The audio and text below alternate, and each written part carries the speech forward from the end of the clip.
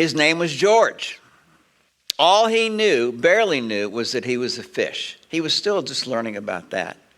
He didn't really know much else about being a fish other than a strong voice made him a fish and put him in a beautiful place.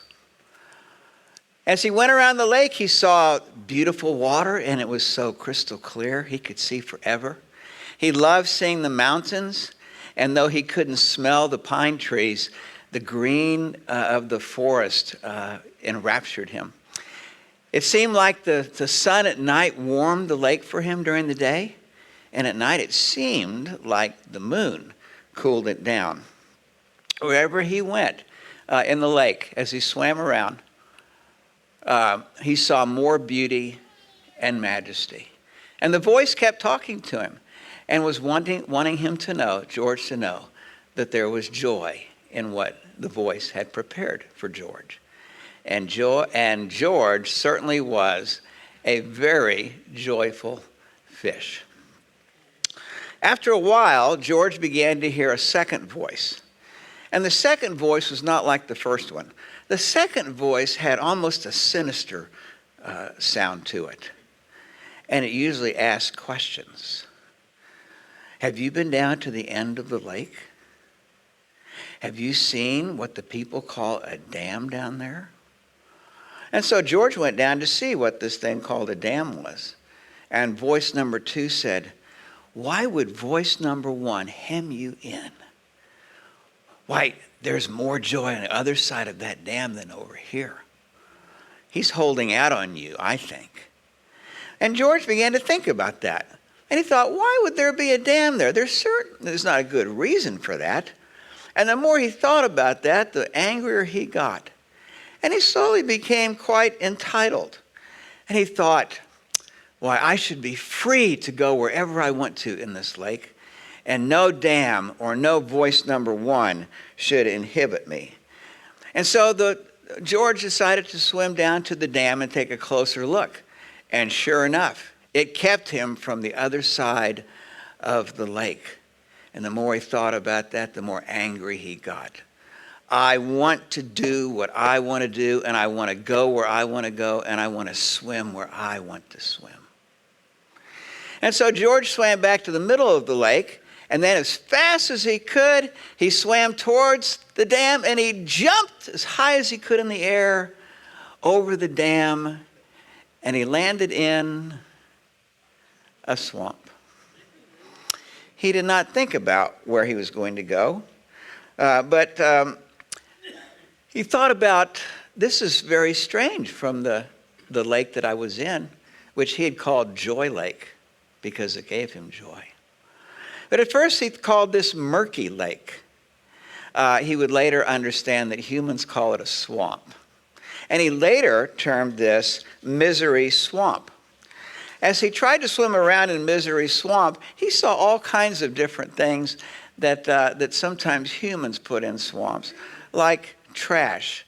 And it got even more murky and muddy, and he wished he could go back to Joy Lake. But here he was, and he couldn't go back. He swam around, and sure enough, it became even more murky and brown. There was no more clear water that he could see.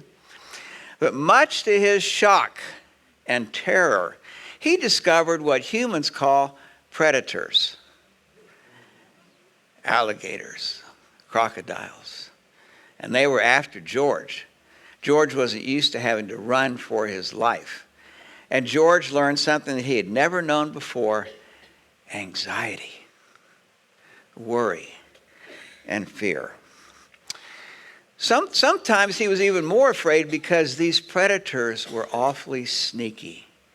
And they seemed to come up very quietly without him noticing, because they were trying to take a bite out of him. And sometimes they nibbled at the very back of his fin before he scurried away. But he lived in more and more anxiety, and finally the day of terror came when one of the alligators almost swallowed him. And George pined about this, and he hated living in Misery Swamp. And he thought about this, and every day he lived with Let's go to the next one. Every day he lived with the thought of the murky water and the predators and the alligators. And he thought about the decision that he'd made to jump over the dam, even when he knew he shouldn't. After a while, he began to pine, and he longed for the good old days, back when he was at Lake Joy. And the clear water and the beautiful mountains, the sun-capped peaks, the beautiful forest. But he knew he couldn't go back. He had made his decision, and he was trying to make the best of it. And in trying to make the best of it, he told himself things like, I just have to have a positive mental attitude. And I'm just going to live in a level of denial to keep myself sane and not think about this. Because after all, I know better. Well, that didn't really work for very long, although he tried to do that, because in the swamp, sometimes during the winter, it got very, very cold. Very, very icy. And sometimes the sewage in the summer became worse than ever. And sometimes he noticed that there were family members of other fish that seemed to disappear. Where did they go to, he wondered. Well, he discovered something of what we call fishermen.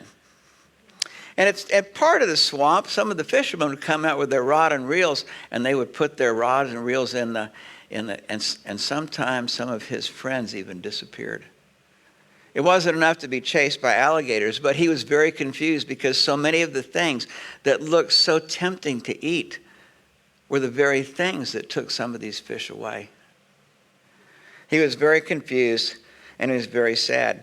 And some of the fish began to have wars with each other.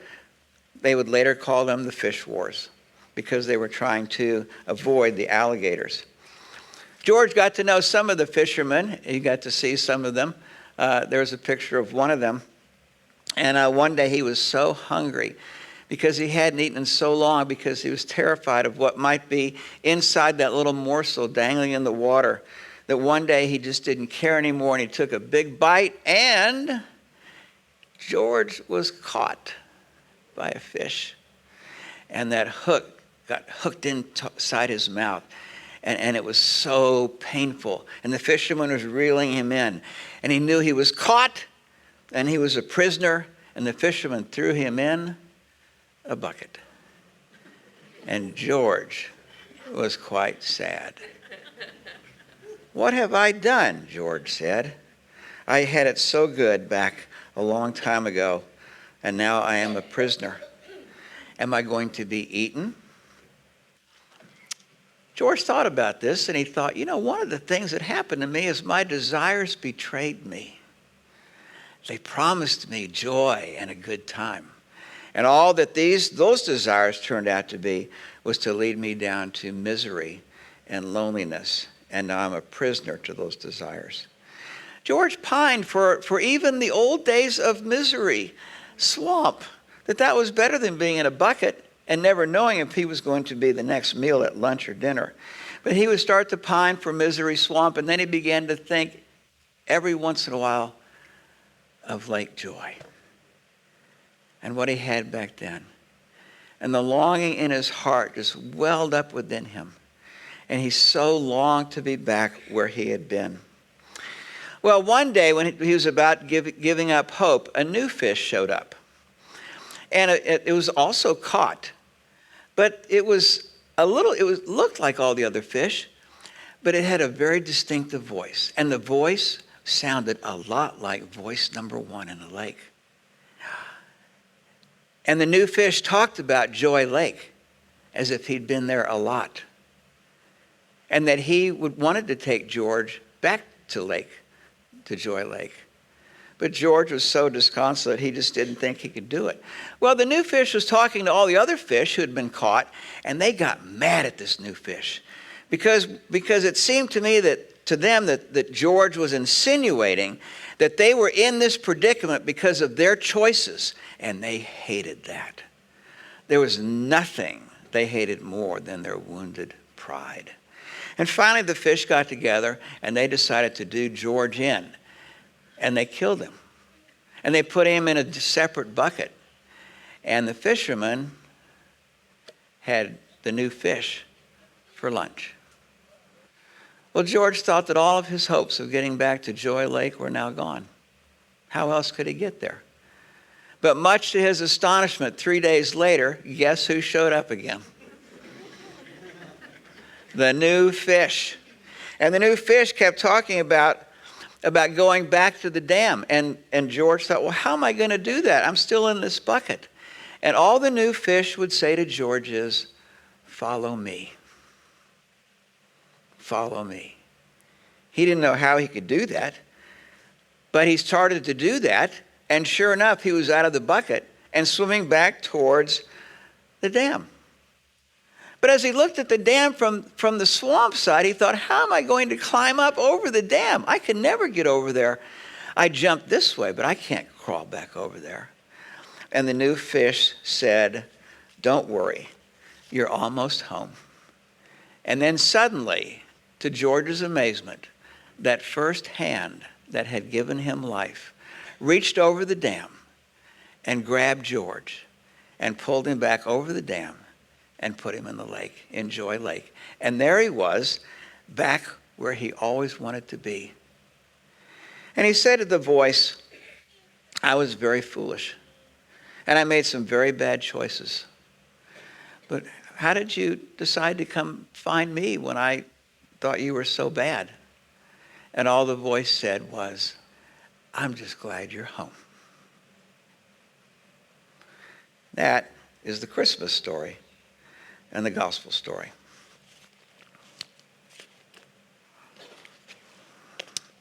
All right, if we could darken the lights, please.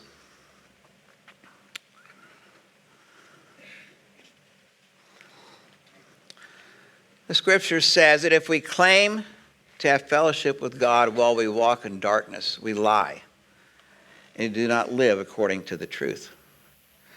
Proverbs says the way of the wicked is like deep darkness. They do not know what makes them stumble.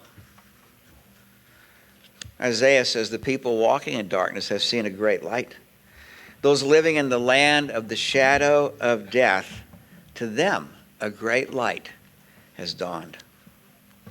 The Gospel of John begins, in the beginning was the Word, speaking of Jesus, and the Word was with God, and the Word was God. He was in the beginning with God. All things were made through him, and without him was not anything made that was made. In him was life, and the life was the light of men. The light shines in the darkness, and the darkness has not overcome it. The true light that enlightens every man was coming into the world. And then Jesus said this, I am the light of the world.